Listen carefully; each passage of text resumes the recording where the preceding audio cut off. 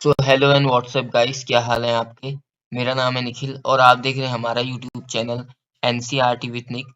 तो दोस्तों, आज मैं आपके लिए लेके आ गया हूँ क्लास 12th की हिस्ट्री की बुक का फर्स्ट चैप्टर। इसका दोस्तों पहला पार्ट हमने अपलोड कर दिया था। आज हम पढ़ेंगे इसका सेकंड पार्ट लेके आए हैं आपके लिए। इससे पहले मैंने आपको सिंधु घाटी सभ्यता, हड़प्पा सभ्यता के बारे में बेसिक चीजें बताई थी इसके पहले पार्ट में।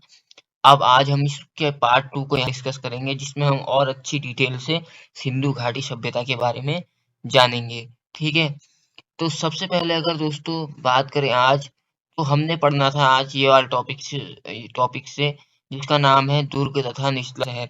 मैंने कल आपको बेसिक चीजें बताई थी दुर्ग और निचले शहर के बारे में, और ये भी कहा था कि आज की वीडियो में जो है दुर्ग और निचले शहर के बारे में डिस्कस किया जाएगा। तो आज की वीडियो में दोस्तों इसके पार्ट 2 में मैं दुर्ग और निचले शहर के बारे में आपको डिटेल में बताऊंगा। तो दुर्ग के बारे में जान लेते हैं पहले दोस्तों, दुर्ग क्या है। दुर्ग के बारे में, दुर्ग आकार में छोटा था। ठीक है, इसे ये मतलब मोहनजोदड़ो का जो दोस्तों नगर था, मोहनजोदड़ो जो था दोस्तों, वो दो भागों में बटा हुआ था, एक दुर्ग और एक निचला शहर। उसमें से जो दुर्ग था दोस्तों वो आकार में क्या था, छोटा था। ठीक है, दूसरा, इसकी ऊंचाई, इसे ऊंचाई पर बनाया गया था। ये दोस्तों जो दुर्ग था इसे ऊंचाई पर बनाया गया था, यानी कि निचले शहर से ऊंचाई पे ये मौजूद था। ठीक है, दुर्गों को चारों तरफ से दीवारों से घेरा गया था।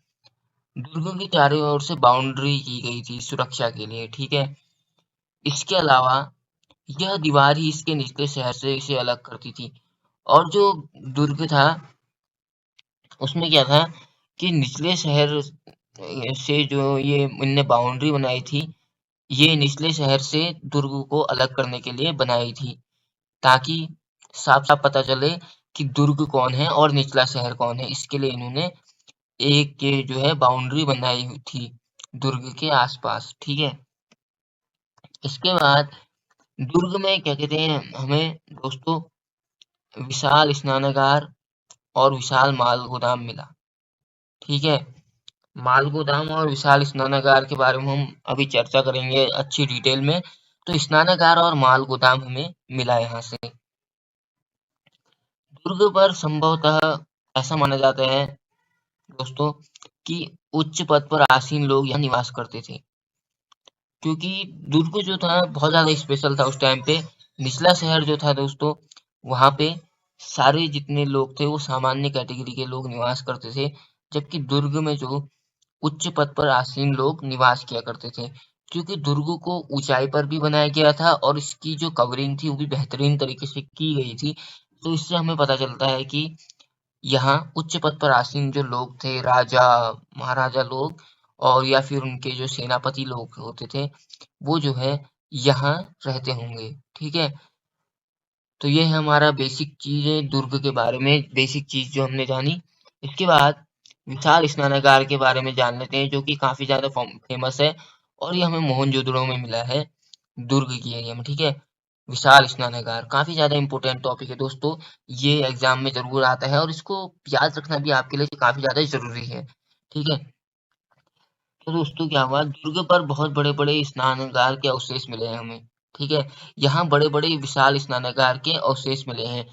और ये जो स्नानागार, इनके जो आकार है इन स्नानागारों के, लगभग 12 मीटर लंबे, 7 मीटर चौड़े और 2.4 मीटर गहरे, इस टाइप के आकार के दोस्तों हमें स्नानागार यहाँ मिले हैं।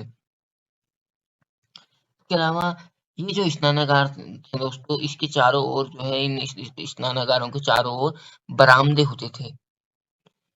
और स्नानागार को भरने के लिए यहाँ कुएं भी मौजूद थे, कुएं। ठीक है, कुओं का प्रबंध भी किया गया था स्नानागारों को भरने के लिए, इनमें जल भरने के लिए। ऐसा माना जाता है कि इनका प्रयोग धार्मिक अनुष्ठानों के लिए किया जाता था।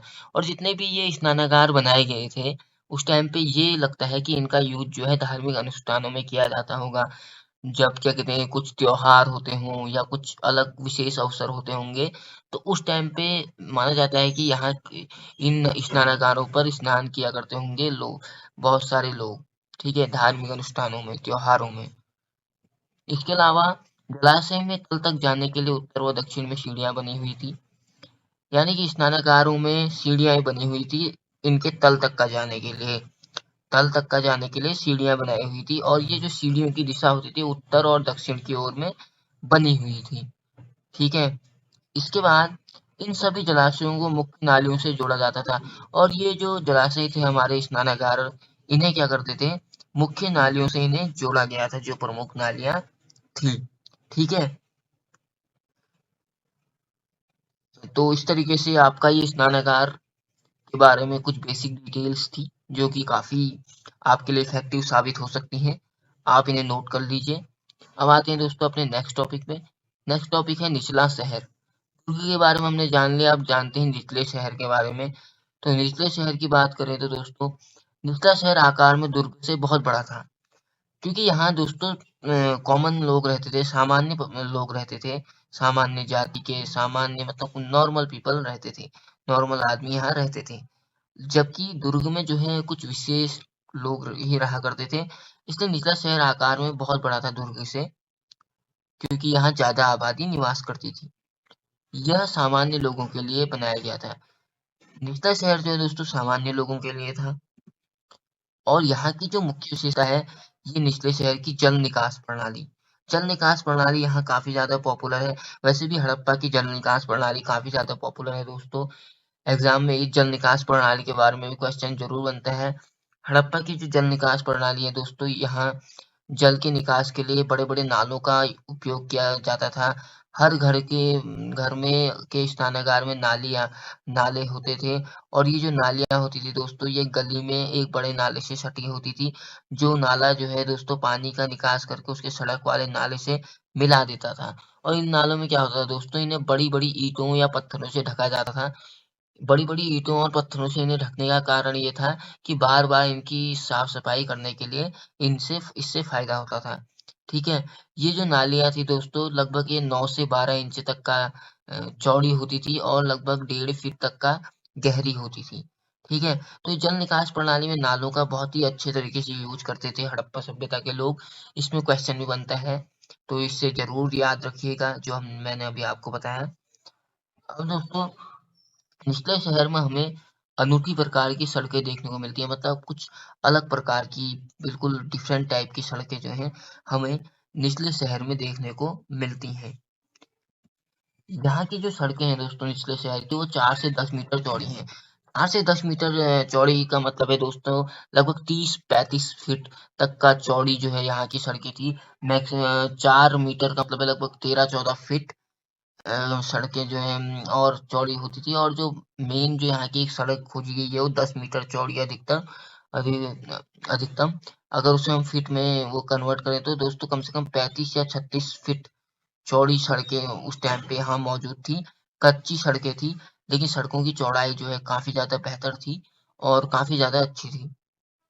इसके अलावा यहाँ की जो सड़कें थी दोस्तों, इनकी एक अलग विशेषता थी, ये समकोण पर एक दूसरे को काटती थी।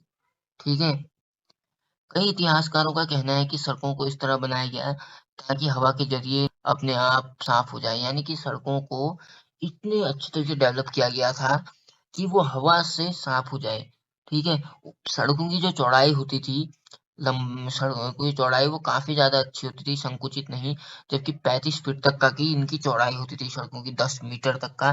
तो इससे क्या होता था दोस्तों, इससे ये सड़कों का बेहतर तरीके से उपयोग हो पाता था।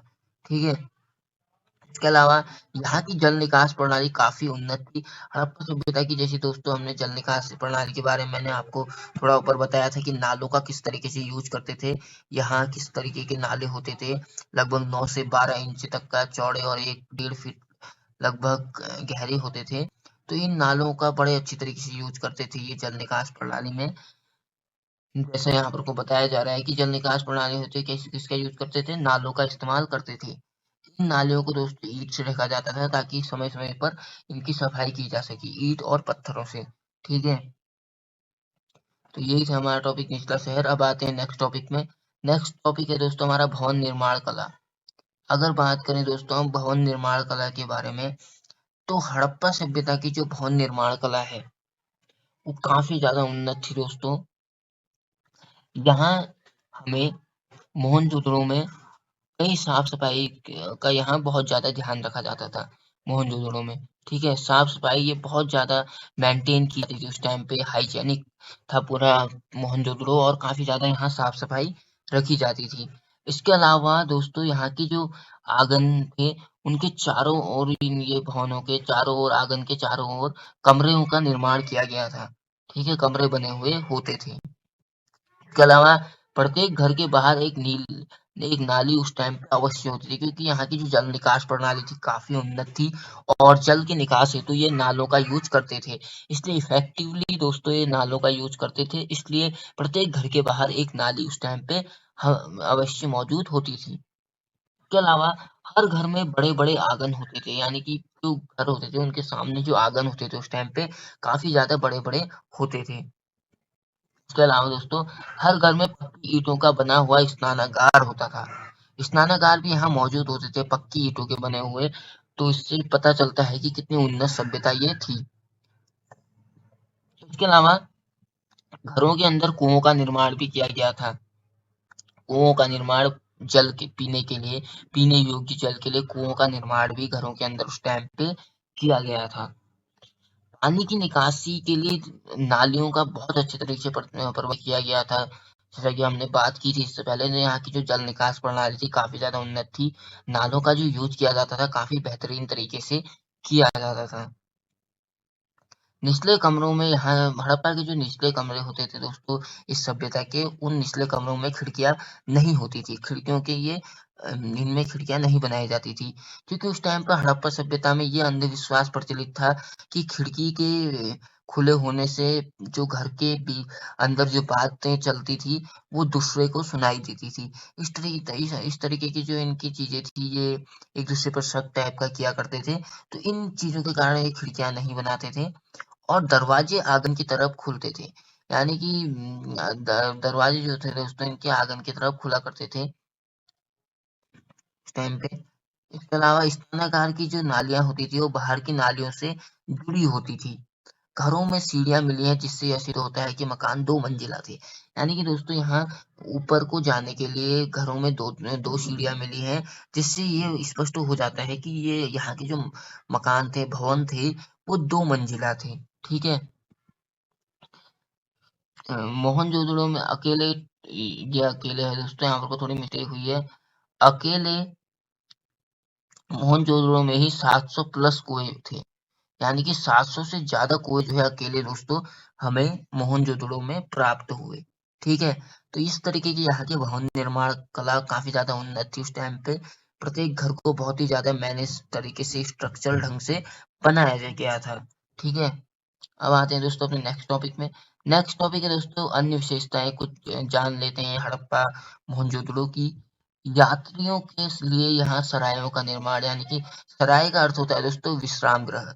तो सरायों का, विश्राम गृहों का निर्माण किया गया था यहाँ यात्रियों के। बर्तन पकाने की भट्टी को शहर से बाहर ले जाया बनाया जाता था, ताकि शहर में प्रदूषण ना हो। मतलब इतने वेल सेटल्ड, इतने एजुकेटेड, यानी कि एजुकेटेड ना होने के बावजूद भी इतनी अच्छी सभ्यता थी वहाँ के लोगों को, इतना अच्छा दिमाग था, उन्हें पता था कि प्रदूषण काफी ज्यादा बेकार चीज है। इसलिए दोस्तों क्या करते थे, बर्तन पकाने की जो भट्टी है उसे भी शहर के बाहर ले जाया करते थे, ताकि शहर में प्रदूषण ना हो, शहर प्रदूषण से मुक्त हो। इसके अलावा गलियों का निर्माण इस तरीके से किया गया था ताकि सूर्य रोशनी के कोने तक जा सके। मतलब गलियों को इतने अच्छे तरीके से डेवलप किया गया था कि सूर्य की जो रोशनी है वो गलियों के कोने कोने तक पहुंच सके। इस तरीके से इन्होंने नालों को, गलियों मतलब गलियों को डेवलप किया था। ठीक है। इसके अलावा दोस्तों रात को सुरक्षा के लिए यहाँ एक पहरेदार नियुक्त किए जाते थे। कुछ रात के मतलब सुरक्षा के लिए, कुछ हानि हो जाए, कुछ चोर उचक्के बदमाश आ जाए, तो उनके लिए रात को यहाँ पहरेदार नियुक्त किए जाते थे। इसके अलावा कूड़े को नगरों से बाहर गड्ढों में दबाया जाता था, यानी कि इतनी अच्छी तरीके से साफ सफाई रखी जाती थी कि कूड़े को नगर में खुलेआम नहीं फेंका जाता था, कूड़े को नगरों से बाहर गड्ढों में दबा दिया जाता था। तो इस तरीके से काफी ज्यादा उन्नत तरीके से ये चीजों को करा करते थे, अच्छे काम किया करते थे, प्रदूषण और हाइजीनिक रहते थे, स्वच्छता तो काफी ज्यादा थी मोहनजोदड़ो में, और काफी वेल सेटल्ड सिविलाइजेशन, काफी ज्यादा एक अच्छी सभ्यता ये है। अभी भी इतिहास में इसका नाम अमर रहेगा, क्योंकि इसके जो हमें अवशेष मिले हैं, जिस तरीके से ये सभ्यता को वेल सेटल किया गया है, वाकई ये काबिले तारीफ है। तो दोस्तों बस आज के सेकंड पार्ट में इतना ही था। तो आई होप आपको ये टॉपिक समझ में आए होंगे, आपको समझ में आया होगा कि दुर्ग और निचला शहर क्या था, स्नानागार के बारे में आपने जाना होगा, भवन निर्माण कला के बारे में जाना होगा आज आपने, और कुछ अन्य विशेषताएं जो हैं उसके बारे में भी आप जान ही गए हैं। अब मैं इसका दोस्तों नेक्स्ट पार्ट आपके लिए लेके आऊंगा, थर्ड वाला। उसमें हम इस पूरे चैप्टर को कंप्लीट कर लेंगे, और फिर उसके बाद हम शुरू करेंगे आपकी क्लास का सेकेंड चैप्टर। तो दोस्तों अगर आपको वीडियो अच्छी लगी हो तो वीडियो को लाइक कर दीजिएगा, चैनल के कंटेंट अच्छे लगते हैं तो चैनल को सब्सक्राइब कर दीजिएगा।